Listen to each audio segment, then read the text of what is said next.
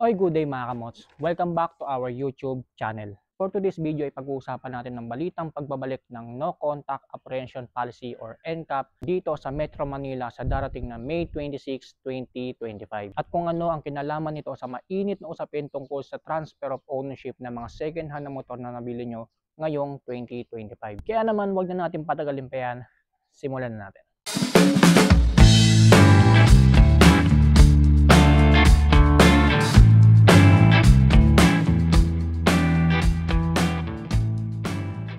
So bago natin sagutin ang tanong regarding sa kung anong kinalaman ng NCAP sa usapin ng transfer of ownership, ay pag-usapan muna natin ang ilang mga detalye sa pagbabalik ng NCAP sa darating na Mayo 26, araw na po ng Lunes yan mga kamots. So una, mahalagang malaman muna natin ano nga ba ang NCAP o No Contact Apprehension Policy at paano ito gumagana dito sa ating bansa.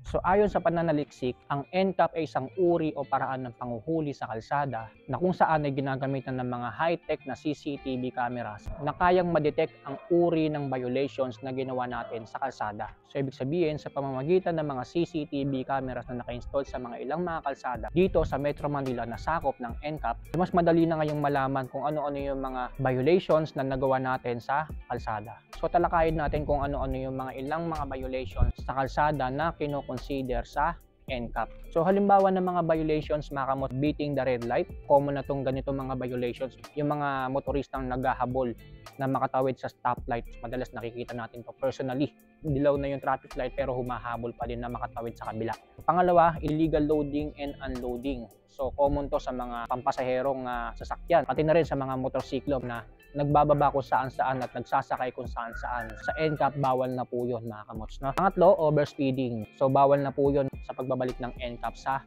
Lunes. Then pang-apat na swerving or counterflow. Swerving, ibig sabihin palipat-lipat ka ng linya, and counterflow kung one way na is nag-counterflow ka pa o dumaan ka pa dun sa kalsadang yun.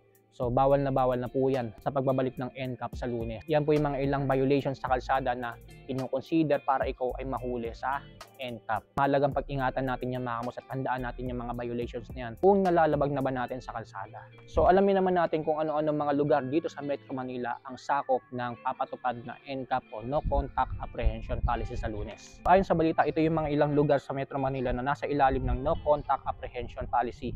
So una, yung EDSA. Pangalawa, Commonwealth Avenue.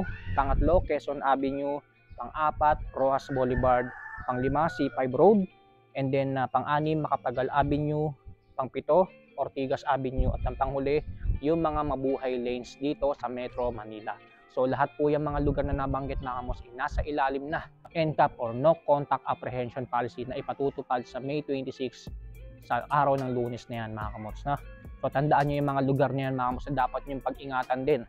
Lalong-lalo na kung kayo ay bumibiyahe. So dako na tayo sa advantage at disadvantage ng ipatutupad na NCAP sa Lunes. So pag-uusapan natin yung advantage at disadvantage una sa rider. So kung ikaw ay rider mga kamots, ang advantage ng NCAP para sa iyo ay iwas kotong lalong-lalo na dahil sa NCAP wala nang masyadong i-deploy ng mga traffic enforcer. So hindi ko naman nilalahat to, meron talagang ilang mga traffic enforcer dyan nakatarobo, nangungutong talaga. So sa pamamagitan ng NCAP mga kamos, iwas kotong tayo. Pangalawang advantage ng NCAP para sa ating mga rider, may iwasan yung mga kamote sa kalsada mga kamos dahil sa NCAP. Iwas disgrasya sa kalsada and iwas road rage na rin kung sakasakali mga kamos. No? Kasi alam naman natin na usong-uso ngayon ng mga road rage dahil sa mga traffic violations na nangyayari sa mga kalsada. Sa pamamagitan ng NCAP kahit paano mababawasan yun. So disadvantage naman sa atin ng NCAP sa ating mga riders. Una mga kamos, mahirap mag-apela lalong-lalo na kung mali ang pagkakahuli sa atin sa NCAP. In terms of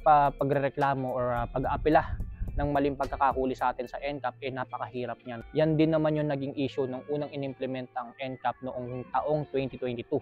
So may mga ilang maling huli kasi sa NCAP, mga kamos, din ang hirap umapila sa LTO. So yun yung disadvantage sa ating mga motorista or rider. So pangalawang disadvantage mga kamos, kulang at hindi malinaw ang mga road signs markings na dahilan ng pagkakahuli. So alam naman natin at aminado naman tayo mga kamos na may mga ilang road signs at markings na talagang hindi talaga makita or hindi na masyadong visible, lalong-lalo na kung nasa national road tayo mga kamos. No? So yun din yung isang nagiging dahilan ng mga maling pagkakahuli kasi hindi aware yung motorista or rider na meron palang nakasulat na doon na bawal mag left turn, bawal mag U-turn, bawal mag right turn, yung mga ganong simpleng markings ba. Doon pa lang mga kamos, disadvantage na yun para sa ating mga rider kapag pinatupad na itong NCAP na ito sa Lunes. So isa rin sa naging dahilan kung bakit nahinto ang NCAP noong year 2022 mga kamos, dahil nga sa ilang mga bagay na hindi maayos na ipatupad dito sa ilalim ng batas na ito. Ito yung nakikitang disadvantage ng NCAP sa gobyerno. So marami at nadagsa talaga yung mga complaints sa kanilang opisina, and then magkakaroon ng trust issues ang publiko regarding sa pagpapatupad nitong NCAP na to. Ang dami nga ng mga butas na nakikita nila dito sa batas kalsada na ito, which is dinipensahan din naman ng gobyerno mga kamos kung bakit pinatupad at ginawa itong no contact apprehension policy. So para nga din makatulong sa kanila, and then para mabawasan din yung mga traffic violators sa kalsada na nagiging sanhi ng mga aksidente na rin, lalong-lalo na ng mga road rage. So sa mga nag-iisip na pera-pera lang ang NCAP, so nasa sa inyo yan. Pero para sa akin mga kamos, napakalaking tulong ng NCAP, lalong-lalo na kapag bumibiyahe tayo sa kalsada. Safety pa rin natin, number one purpose kung bakit ginawa itong no contact apprehension policy, at hindi para sa pera-pera lang na sinasabi ng iba. Balik tayo sa tanong, kung ano ang kinalaman ng transfer of ownership dito sa pagpapatupad ng NCAP sa darating na Lunes, May 26, 2025. So kung pagbabasihan kasi natin yung unang implementasyon ng NCAP noong year 2022, ay may mga ilang concerns na lumutang, particularly sa kung sino ang may-ari ng sasakyan na nahuli ay siya ang mapepenaltihan sa violation ayon sa batas. So isa rin sa mga hindi naging malinaw sa implementasyon ng NCAP noong year 2022 mga kamos, kung sino yung may-ari ng sasakyan, siya yung direktang penaltyhan dahil sa violations na ginawa ng sasakyan na yun o motor na yun dun sa kalsada sa ilalim ng NCAP. Kaya isa rin to sa naging dahilan kung bakit pinahinto muna yung NCAP. Okay, so halimbawa, iniram yung sasakyan o motor mo, o di naman kaya inaibenta mo na pero hindi pa naililipat sa pangalan ng bagong may-ari ang sasakyan o motor. So, doon na ngayon papasok ang kinalaman ng transfer of ownership sa implementasyon ng NCAP. Dahil sa kasalukuyang sistema ng NCAP, kapag nahagip ng CCTV camera ang plaka ng motor o sasakyan na sangkot sa violation sa kalsada, ay automatically kung sino ang nakapangalan or may-ari ng sasakyan o ng motor na yon, siya yung direktang mapepenaltihan doon sa violations na yon. Kaya naman napakahalaga at napapanahon nga ngayon ang pag-aasikaso ng transfer of ownership dahil na rin sa pagbabalik ng NCAP no contact apprehension policy.